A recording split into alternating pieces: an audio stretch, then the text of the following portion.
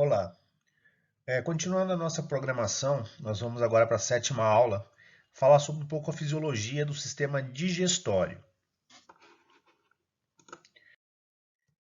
O sistema digestório, a gente vai fazer essa primeira divisão que está apresentada no slide, e a gente vai falar muito do trato gastrointestinal.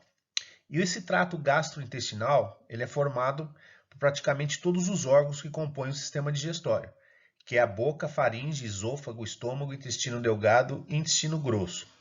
Preste atenção que o primeiro item que a gente coloca, a primeira órgão, né, vamos dizer assim, é a boca. Então isso é interessante, a gente está explorando, demonstrando isso para vocês, que quando se pergunta onde inicia a nossa digestão, a resposta é na boca. Então a boca é um importante órgão, é onde se inicia o nosso processo digestório, não além da mastigação, mas também com a secreção, de vocês vão ver aí para frente, de uma secreção de uma enzima já pelas glândulas parótidas. Né? E esse sistema digestório, ele possui alguns órgãos acessórios. E aí esses órgãos acessórios distribuídos ao longo dos órgãos do gastrointestinal. Então os órgãos acessórios a gente pode chamar, pode classificar entre os dentes, a língua, as glândulas salivares, o fígado, vesícula biliar e pâncreas. E mais para frente a gente vai ver a função de cada um dentro do sistema digestório. Aqui nesse esqueminha, a gente está vendo aí, levando em consideração que vocês já aprenderam em anatomia, o esquema aí numa posição anatômica, somente com a cabeça lateralizada para o lado esquerdo aí. Isso aí é para a gente estar demonstrando aonde inicia e aonde estão localizados esses órgãos, os órgãos principais, né, do sistema digestório, como os órgãos acessórios. Então a gente está vendo que no início aqui, na boca, a presença das glândulas parótidas, né, salivar, submandibular, e já iniciando, né, o esôfago, que vai ser o importante órgão, né, o caminho que vai fazer entre o início da mastigação e a introdução do bolo alimentar ao estômago. E os demais órgãos representados nesse esquema, e a gente vai estar falando a função de cada um. Então isso é só uma recordação da anatomia que vocês já tiveram, para a gente só se focar agora na anatomia aí do sistema digestório. Essas classificações, né, a gente está demonstrando aqui a nomenclatura, como que a gente vai estar relacionando cada etapa, né, dos processos do sistema digestório. Então é bom vocês já terem, ficarem a par do que a gente vai estar falando, do que quer dizer cada etapa nesse processo. Então a ingestão, quando a gente fala em ingestão, agora vocês já estudando isso, não vai precisar mais classificar como comer alguma coisa. Né? Agora vocês já estão na formação aí profissional em saúde, então agora é interessante estar usando essas nomenclaturas, iniciando com a ingestão, que é a captação de alimentos e líquidos pela boca. A secreção, então todas as células do trato gastrointestinal, ela secreta algum tipo de secreção que vai auxiliar no processo químico da digestão. Então, sempre que a gente falar em secreção, é essa liberação, que pode ser de água, de ácidos, tampões e enzimas diariamente. Cada órgão vai ter responsável por secretar alguma substância que vai entrar principalmente na digestão química, né, do processo digestório como um todo. A mistura e propulsão é a contração e relaxamento das misturas, né? Que o alimento vai estar passando em determinados órgãos, então determinados órgãos vão estar secretando algum tipo de substância. E para que essa substância se agregue ao alimento processado, precisa ter essa mistura e a propulsão. Então, em cada etapa, ela vai ter essa mistura e propulsão da substância referente ao órgão onde está passando. A digestão propriamente dita é um processo químico e mecânico. Por que a gente fala químico e mecânico? Porque quando há uma mistura de alguma substância, seja água, ácido, isso é um processo químico. E o mecânico, vocês vão ver que a primeira fase de digestão é a fase mecânica na boca, que é a mastigação. É um processo de laceração, de quebra de uma partícula grande, que é o alimento que vocês estão ingerindo, em partículas menores. Então, isso aí é um processo mecânico, né? E por que ocorre todo esse processo, né, de quebra de partículas cada vez menores e, inclusive, com a presença de substâncias? É para que a substância, por exemplo, a substância ácida é também para quebrar o alimento ingerido em partes menores, para que essas partes menores elas sejam absorvidas, né? Que é o nosso próximo tópico, que é a absorção, que é a passagem dos íons e pequenas moléculas daquele trato intestinal, gastrointestinal, para a absorção pelo corpo daquelas moléculas que são necessárias para a nossa alimentação. Então, a absorção é depois de todos esses processos químicos e físicos que o corpo vai estar absorvendo as moléculas necessárias para a sua manutenção. E o final disso, nem todas as moléculas, nem todo tipo de água, nem todo tipo de substância, ela vai ser absorvida.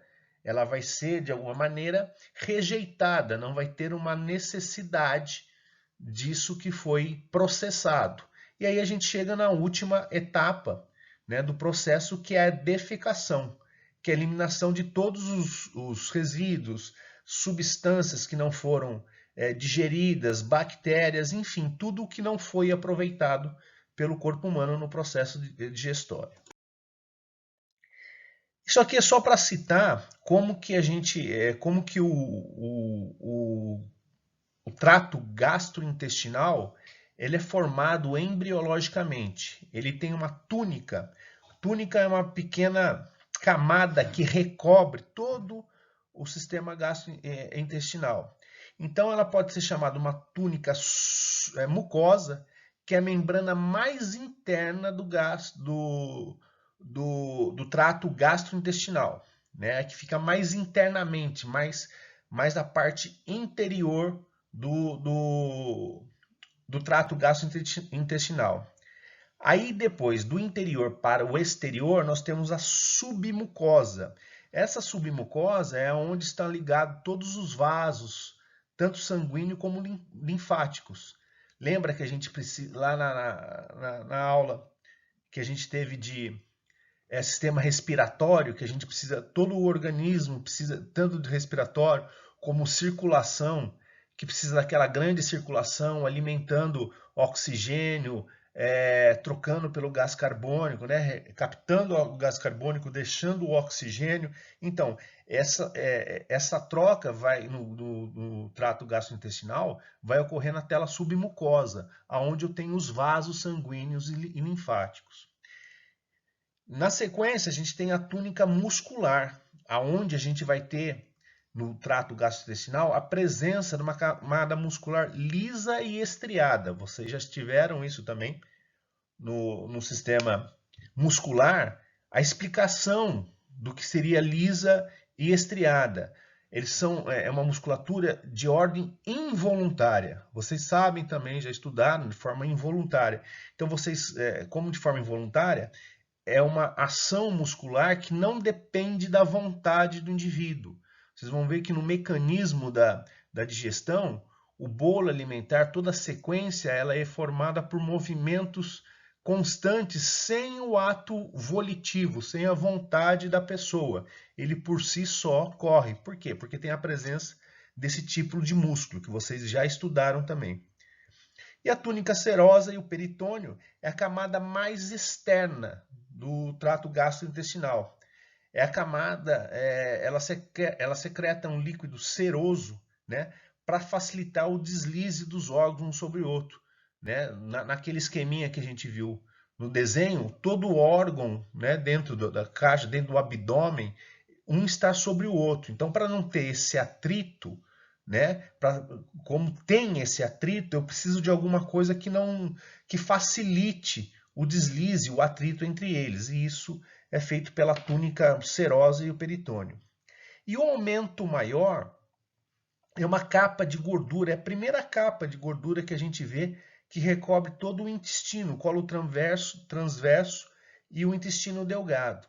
Eu oriento para vocês aqui agora, para vocês procurarem um livro de anatomia, isso na primeira anatomia que eu passei para vocês, e procurar lá no gastrointestinal ou pela internet direto, como que é a disposição do aumento. Vocês vão ver que é uma capa de gordura que fica bem na parte superficial, cobrindo aí o intestino delgado e o grosso.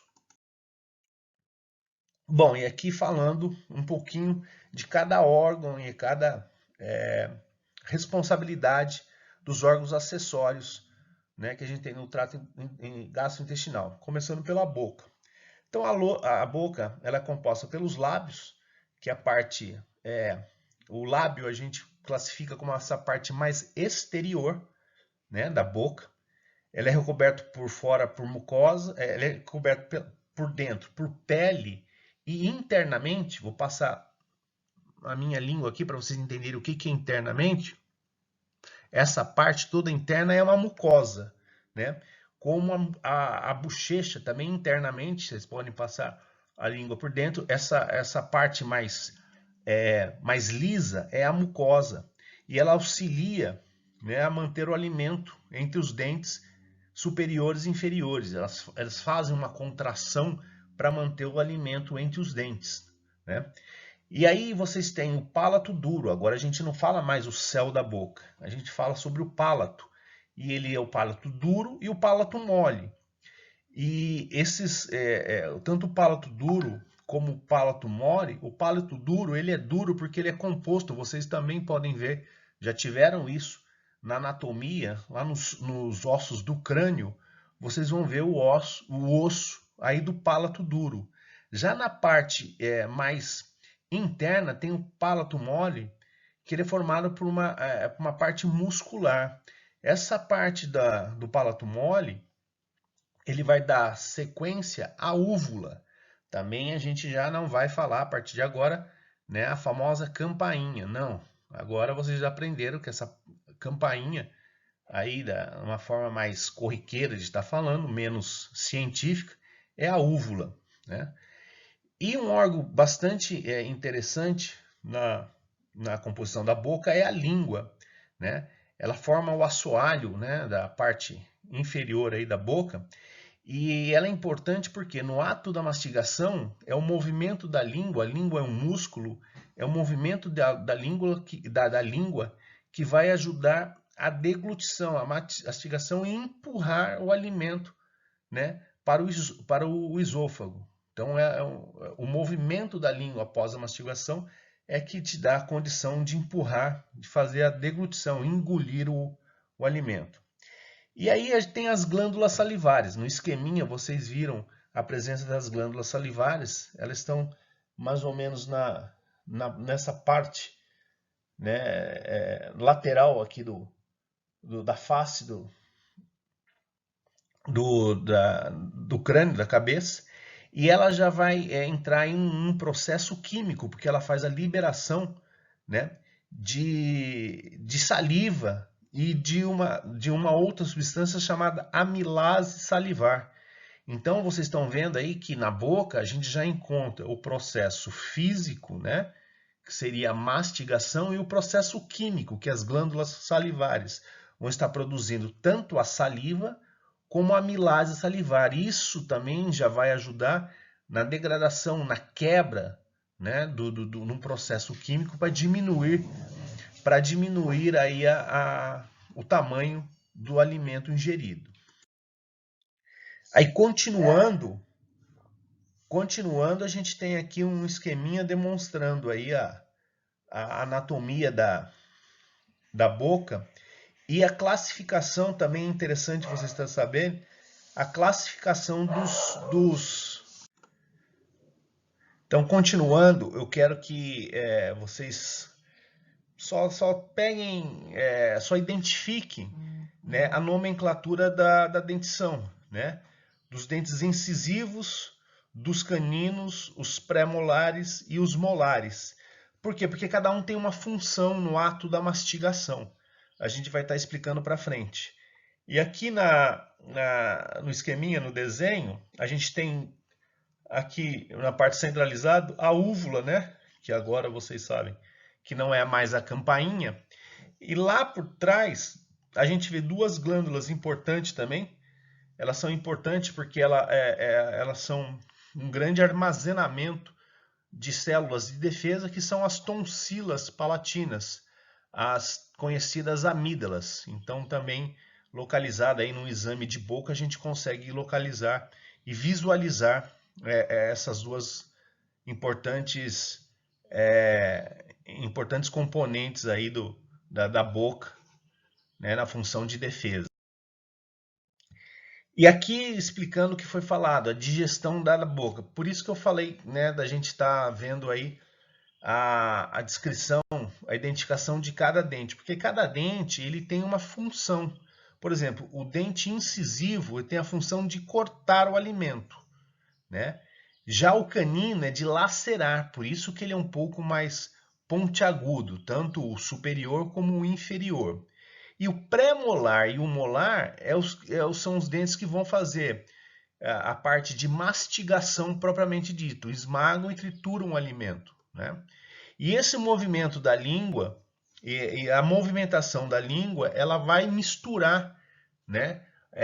No momento da mastigação, na primeira digestão, a gente tem a produção de saliva e eu preciso com esse alimento triturado, mastigado, lacerado, eu preciso misturar isso para facilitar a absorção e a continuação. E isso se dá com a saliva, né?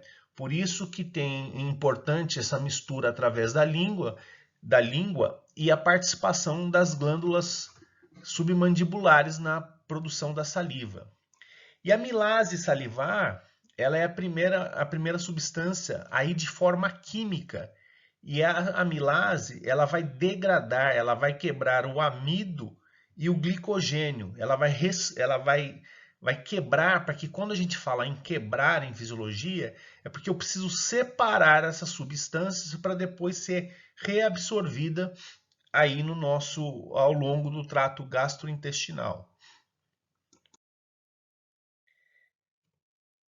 E aqui, nesse esqueminha, o que eu quero que vocês, né, já dando continuidade aí da boca, o processo de deglutição, depois que foi mostrado como que se faz aí a primeira fase da digestão, a deglutição, aquilo que foi facilitado pelo músculo, né, pela língua, empurrando para o esôfago.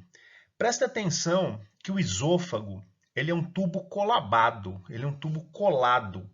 Ele não é um tubo aberto, ele não tem um espaço em aberto. Então aqui no esqueminha vocês estão vendo um bolo alimentar representado em amarelo. E esse bolo alimentar ele precisa chegar até o estômago. Acontece que como ele é um tubo colabado, né, quando empurra o estômago, ele não vai direto. Então ele tem alguns movimentos chamados movimentos peristálticos que vão estar empurrando o bolo alimentar até o estômago.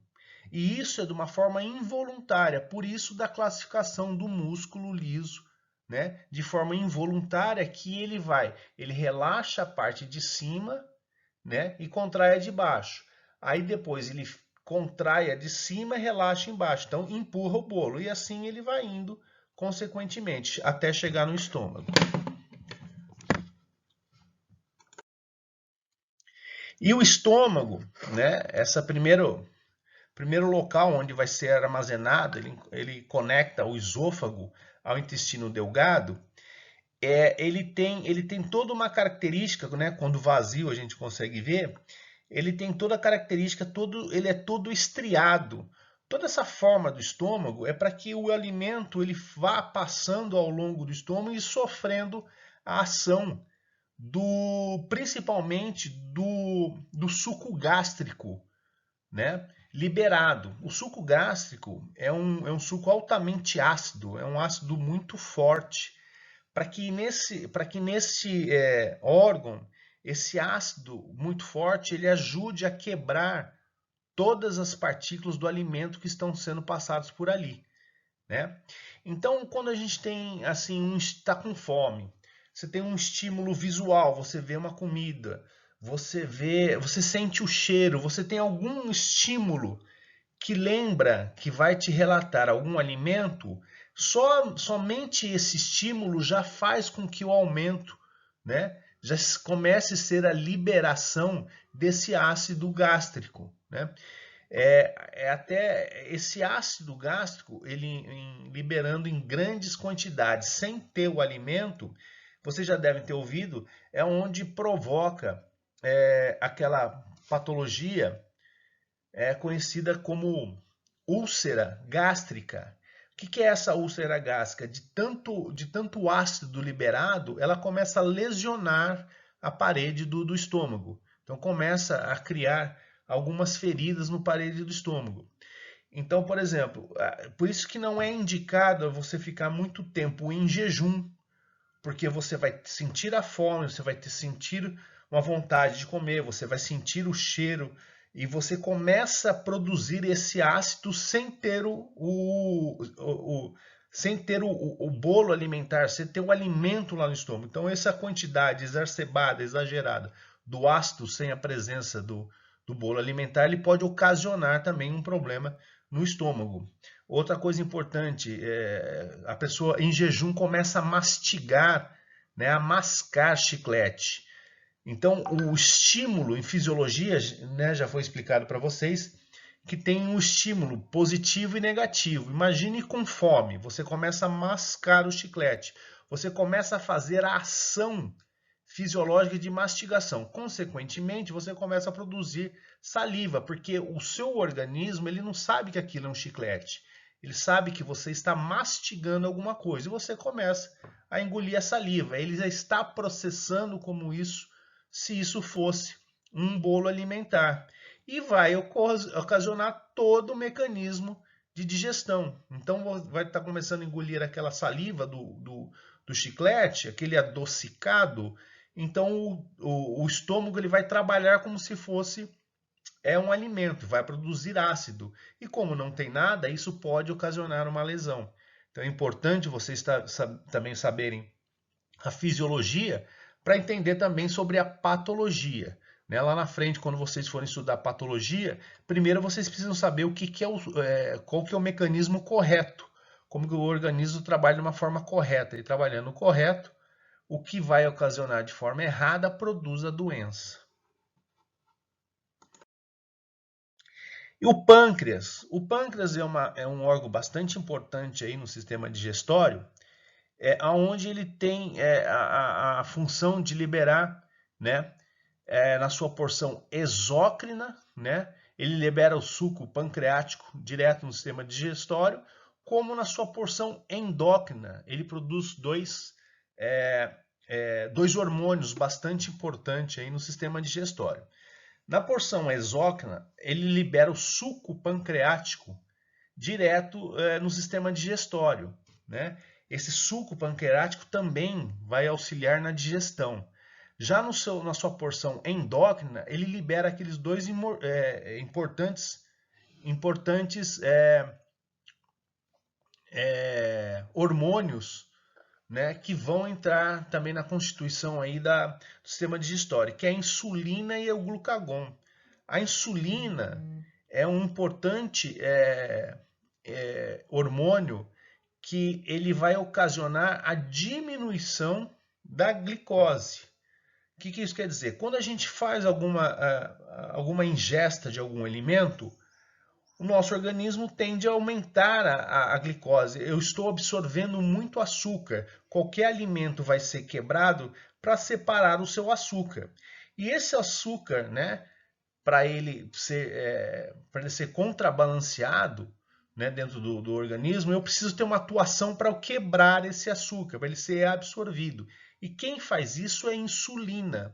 E tem algumas pessoas que têm a deficiência dessa insulina.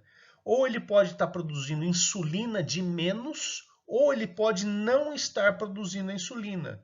Isso aí que ocorre aquela doença chamada diabetes, que é diabetes tipo 1 e a tipo 2. A tipo 1 é quando não tem a produção da insulina e a tipo 2 é quando tem uma insulina insuficiente, né? Isso é só para vocês esclarecerem, porque constantemente vocês ficam, a gente ouve falar dessa doença, mas não sabe como que ocorre. E agora vocês estão vendo aí que isso é a função do pâncreas, né? Principalmente na sua porção endócrina, na produção da insulina e do glucagon. O fígado e a vesícula biliar também são importantes porque eles trabalham aí na emulsificação das gorduras. Todas as gorduras são quebradas pelo fígado. Por isso que quando a gente tem uma ingesta muito grande de gordura, né, qualquer coisa em excesso, ele vai ocasionar algum mal. Então não vai ter a condição de quebrar todas essas gorduras, né? Então por isso que sempre o alimento é uma alimentação balanceada. E quem faz a emulsificação, a quebra das gorduras, é o fígado e a vesícula biliar. E agora o intestino delgado. O intestino delgado, se vocês verem aí na descrição aí do texto, olha o comprimento dele. Ele tem cerca de 3 metros de diâmetro. Percebam que no esqueminha do desenho aqui, ele apresenta algumas vilosidades. Todo esse desenho, essas pregas, a gente chama de vilosidade, por quê? Porque o alimento, ao passar por aqui, ele precisa estar em contato com o intestino para ser reabsorvido. Se ele fosse um órgão único, ele ia passar numa certa velocidade e não ia ter muito contato para ser absorvido. Agora vocês imaginam ele passando por toda a vilosidade, em cada morrinho desse que ele está passando, ele está ficando em contato e, consequentemente, a absorção é maior.